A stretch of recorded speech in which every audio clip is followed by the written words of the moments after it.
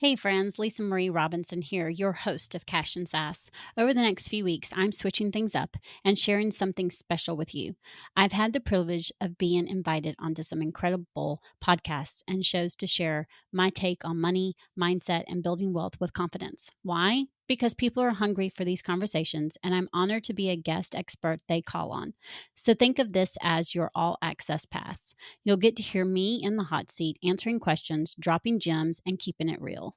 Consider this your proof that Cash and Sass message is spreading far and wide, and now you get to come along for the ride. You're listening to Cash and Sass. I'm Lisa Marie, your go-to gal for all things money. As the Sassy Wealth Queen and the brains behind the Sassy Wealth Coach, I'm here to take you on a thrilling ride from the financial chaos to sassy and sexy money. Hello, and welcome to Shit You Wish You Learned in Grad School. I am your host, Jennifer Agee, licensed clinical professional counselor. And with me today is Lisa Marie Robinson. Y'all are going to be glad to meet her. She is the Sassy Wealth Let me say that again. Kelsey can fix that in editing. She is the Sassy Wealth Coach. That's a mouthful, but that is an awesome title.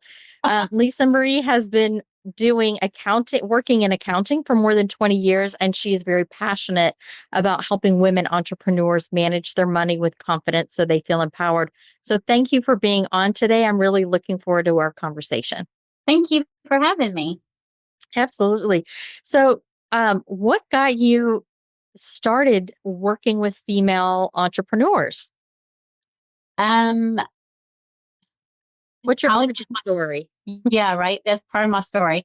I worked in corporate for years. Again, I have the 20 years of accounting experience. But I came from a broken home to where money wasn't talked about. Money was pay bills, rinse, wash, repeat, right?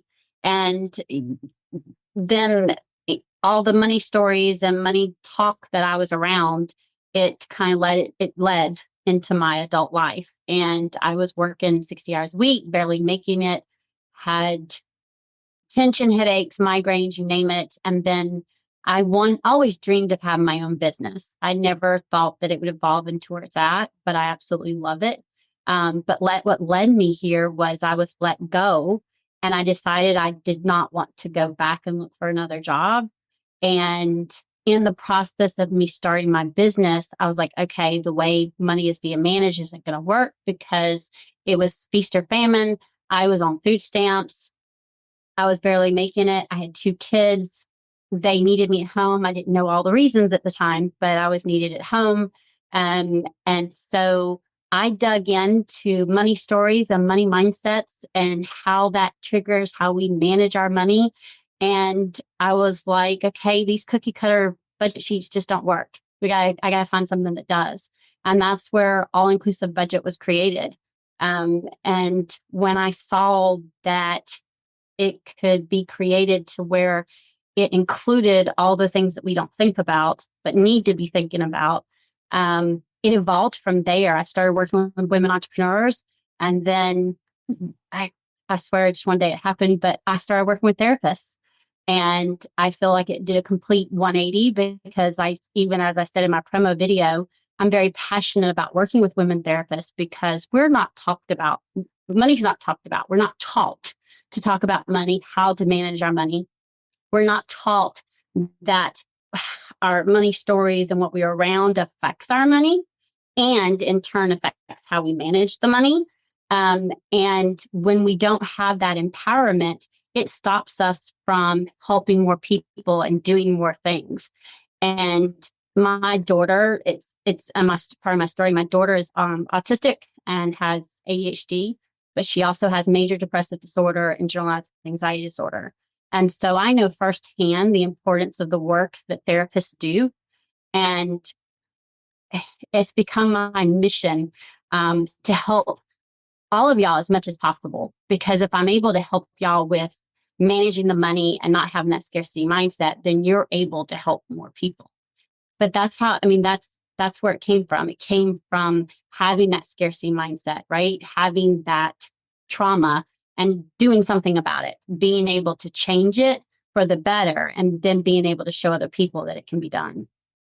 Yeah, I think that's where most of us as entrepreneurs really start. We start with what is it that we need ourselves?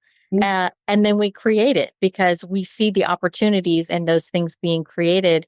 And I love that you're talking about money mindset, because one of the things that comes to mind is there is freedom and financial security, like a tremendous amount of freedom. Like even with your kiddo, right? Being able to say, if I need to take time off, I'm still going to be able to pay the bills. There is a freedom in that, and shifting our mindset sometimes from how we were raised, especially if we weren't raised with a lot, and giving ourselves the permission and the freedom to think beyond paycheck to paycheck into wealth building and growing. That's a big shift for a lot of people. Yeah. And sometimes being honest, it's a hard shift. I'm going to be honest. It was a hard shift for me. Jennifer, I'm 49 years old. So, I grew up in a single mom home. And again, there wasn't a lot of money. She worked at a plant job. She had two small kids. She was a sole breadwinner. My father was not around to help pay child support or do any of that stuff. And so money was looked down upon. It was, if you had money, that means you were born into it, or you had this high paying job, and it's because you became a doctor, or you went to a 4-year college and all of those things. I did not have high GPA, so I did not get to go to a 4-year college immediately out of high school. So you're taught that it's either this or that you can't, and then you're not taught money management, right? You're taught to invest, you're taught to save. I was taught how to write a check. That's the money thing that was done, because back in the day, we didn't have debit cards, right? Right. So I was taught how to write a check and balance the checkbook, but there was nothing on it on how to actually manage it and actually use money as a tool to where it's working for you, not where you're working just to make ends meet. And so making that shift is huge. It can be hard. It takes time. Nothing happens overnight, but it's huge. And when you go to have that freedom, I don't know, for anybody else, there's nothing like it. It'll be 6 years this October, and I believe without a doubt that how far my daughter has come is because I was here and I was able to take the time I needed to take time off to do the things I needed to do. And I didn't have to worry about making time up or how the bills were going to be paid or things like that. It's a huge, that scarcity mindset. We don't realize how much it's inbred into us, especially when it's subconscious. And that's part of what I do working with my clients is helping them realize that it's not just the money management that has to be, that we can change to work for you, but it's also the money mindset. Because I'm a money coach, but in my opinion, and not many people believe this, I believe money mindset and money management go hand in hand. You can't have one without the other. And I keep saying I'm living proof of it because you know what I mean? You can have all the mindset and the manifestation, but if you're not managing it well, you're still going to be broke because you're not utilizing the money to your advantage.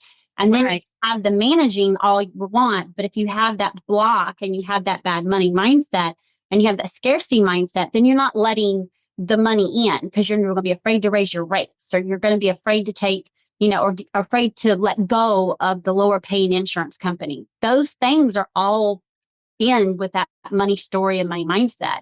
And it blocks us from receiving more money.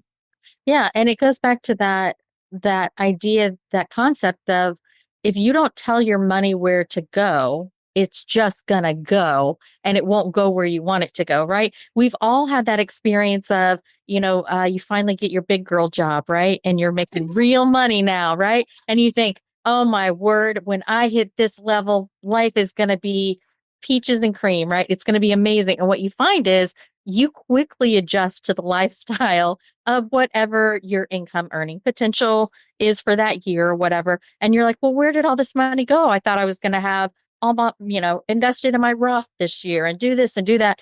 And then the money's just gone because you haven't been intentional with where you want it to go. And, those childhood things, they creep up. I actually just did a TikTok about it. I meet with my financial planner. My husband and I do twice a year, and it's because of me.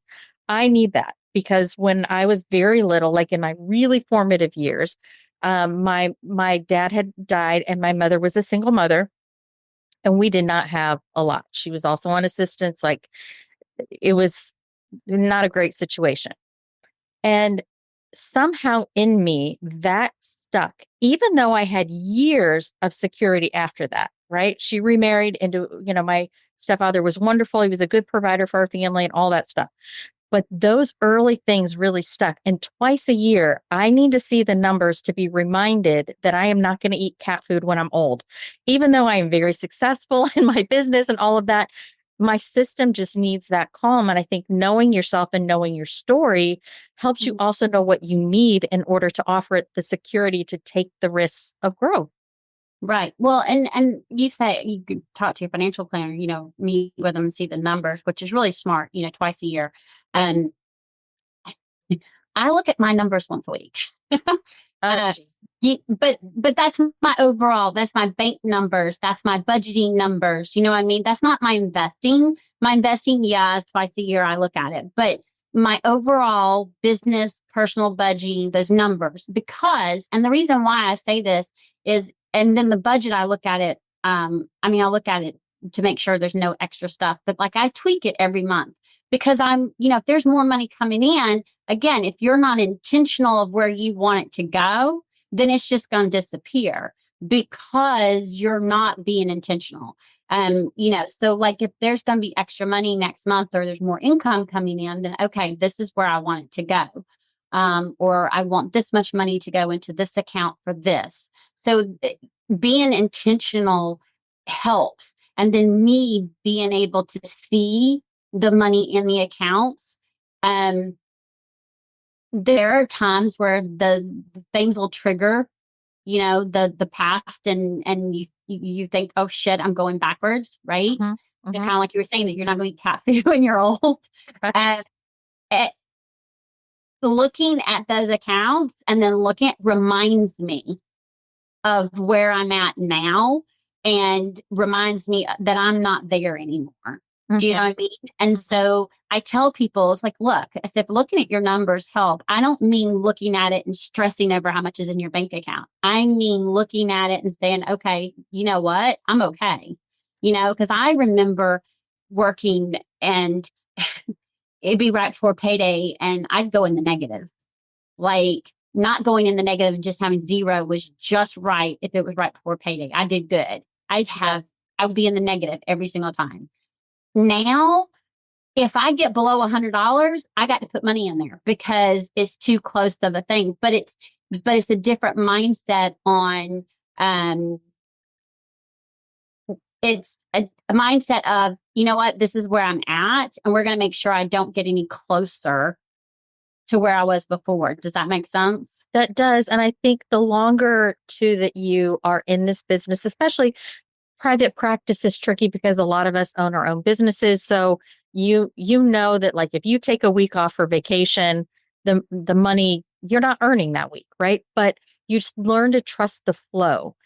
Because I look at I do look at my daily numbers and my budget like way more than twice a year. I'll tell you that, like daily. I check those accounts. The thing is, if you don't look at it, there's been times where I got, we all hit in 2020. I got depressed. I had 2 kids home. Okay. Both special needs. Yeah. Both of them teaching them. I was about ready to pull but it got to a time where I didn't. And I had to figure out where money went. Yeah. Because I wasn't looking at it and tweaking as I went. And I tell people constantly, there's nothing wrong with having a budget. A budget is not for people who are poor or who don't have any money. A budget actually helps you plan and prepare and allocate your money where you want it to go, where you're in charge and not the money.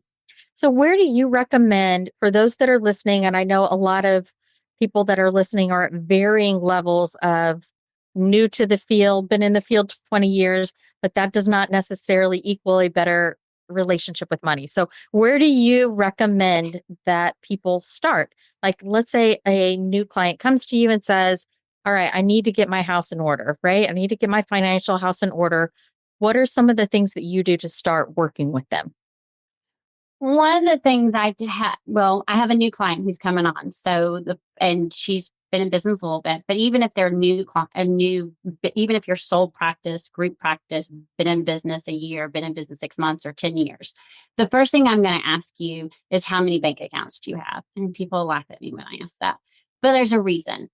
Then I'm going to ask you, is your personal and your business commingled or is it separate? You'll be surprised how many people, even the ones that have been in business longer than me, who still commingle their funds. The first thing we're going to do is we're going to list all the expenses. You're going to tell me what accounts they come out of. So personal, business, whether it's, and we're going to get that uncommingled. And then because you listed those expenses, guess what you now have? You now have a start of your budget because we're listing just the business expenses, the dates that they're due, and we put them in order. And then we start looking at your yearly expenses. And I tell people that your monthly reoccurring expenses is not all your expenses when it comes to your business.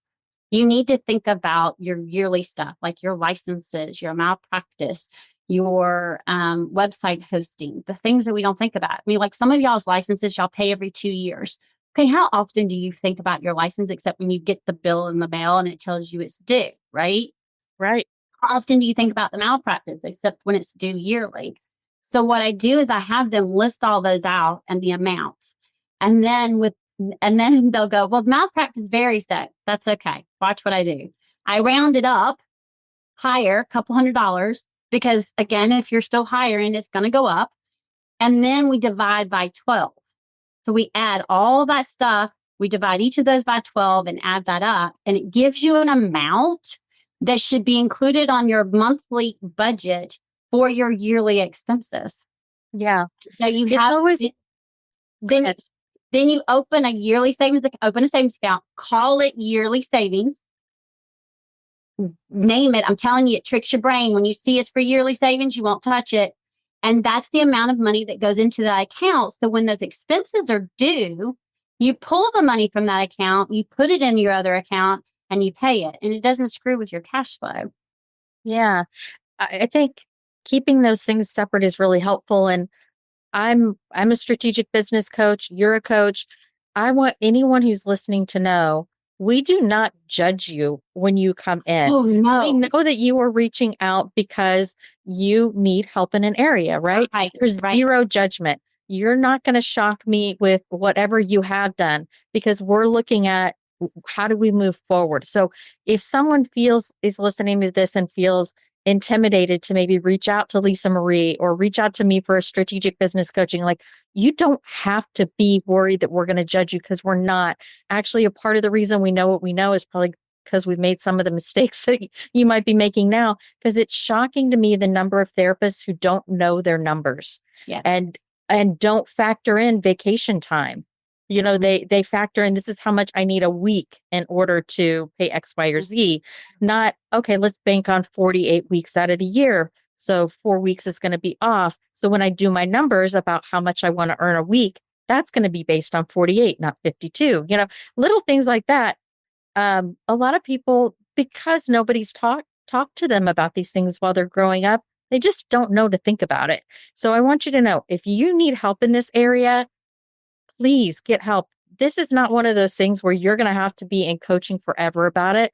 Let us help you. Let Lisa Marie help you, like get your house in order so you know where your money's going, what you need, and how to start to build and grow. You have so much confidence when you know those numbers. It doesn't feel fun to do the process in the beginning, but it really does help with your confidence and being able to feel like you're in charge of your destiny. Well, and one thing I'm going to say to Jennifer is this, and anyone who's listening, how I'm different uh, from other money coaches is I start where you're at. So we have a consult call, we talk, and then if we decide we're going to work together, I start where you're at. So the new client that's starting soon, where I'm going to start with her is going to be totally different than where I started with another client, because her situation is different. Yes, they're both therapists, but her situation is totally different. Her personal life, her goals, for business and personal are going to be totally different. So I start from where she's at, and then I do it piece by piece. And the reason why I do it piece by piece is because it doesn't overwhelm your nervous system. I know firsthand, I don't like chaos. Okay. That's the reason why I say I take money from chaos to sassy and sexy, is because I don't like chaos. And when we get overwhelmed, all we see is chaos. That's all it becomes.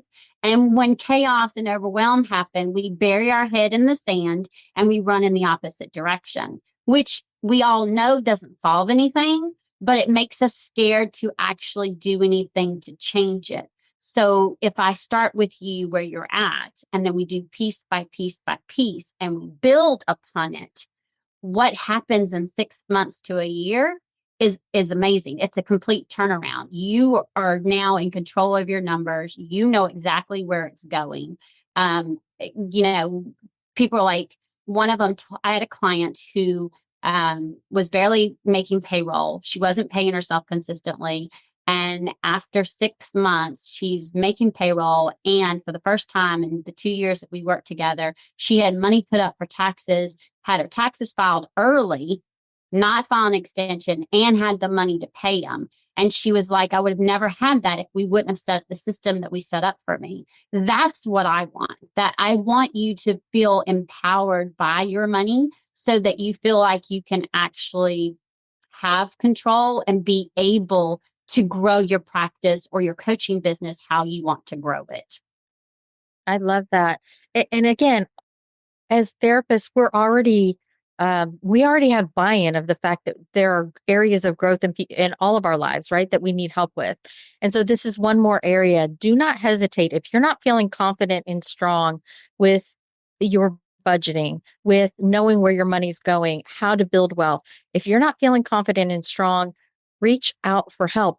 This stuff is not stuff we were taught in grad school. Most of us were not taught this stuff by our parents, especially like I'm 48. I'm around Lisa Marie's age, right? So my parents didn't tell me jack squat, like, because I was a child. Like generationally, we were not talked to about this stuff. Mm-hmm. So no shame. Reach out, because you will feel so much freaking better when you feel like you are in control of your money instead of having money kind of control your thoughts and fear about not enough. It is so empowering. I work with the money mindset with them as well. I mean, that because a lot of times what stops us from managing it is that mindset, where the mindset of you only budget if you're broke, or you're restricting yourself. You're going to tell me I can't go to Starbucks every day. Look, if you want to go to Starbucks and spend $10 every day and you've got the money to spend, more power to you. Yeah, I personally don't like Starbucks, but now, if there are ways that you may need to cut back until you can get there, then I'll probably make some suggestions. But I don't tell you to cut it all out, because here's the thing. That's like doing a restrictive diet, right? How often were we told, oh, you remember butter butts, right? You're my age. You remember butter butts, right? Yeah. Okay. Where it was big, you had to stay away from the fat, no fat whatsoever. Do butter buds instead of regular butter. That's right. I was like, you have to remember the commercials. Okay. Well, it was so restrictive. How long did it take before people fell off of it? Not long. No, 2-3 weeks, maybe a month. That's the problem. When you make a diet so restrictive, people you make it to where it's not sustainable. They can't stick to it. Okay. It's the same thing that's the reason why those cookie cutter budget things don't work, is because when you make it so restrictive and you take away the things that you want, you're not going to stick to it. I make it include things that I need and want, as well as my clients, and plan for growth as well, because it should be an all encompass around everything, not just one part. I agree with that so much. Well, I hope this conversation has helped you start thinking a little bit about where you are in your relationship with money, where you are in your relationship with money and your business. And if you need some help in this area, reach out. Okay. Lisa Marie, myself, other people are here to help. Lisa Marie's an accountant. I am not an accountant. I'm very good with the strategy of like how to earn money, make money. Let's look at the numbers, but I am not an accountant. So reach out for help. Don't hesitate. You'll be really glad that you did. Thank you for coming on today, Lisa Marie. Tell people how they can connect with you. You can connect with me to my website. It's thesassywealthcoach.com. Or you can come and join my Facebook group, and it's called Sassy Wealth Makers. And I do free training in there all the time and would love to have you. Awesome. Well, if you would like to connect more with me or Counseling Community, future retreats, podcasts, counselingcommunity.com. We are also on Facebook, Instagram, TikTok, all the places you're supposed to be. I hope you all get out there and live your best dang life. Thanks for tuning in to Cash and Sass. Don't forget to grab your free Wealth Wins checklist at transcendentwealthco.com. And while you're there, check out how we're helping entrepreneurs like you build unapologetic, bankable wealth.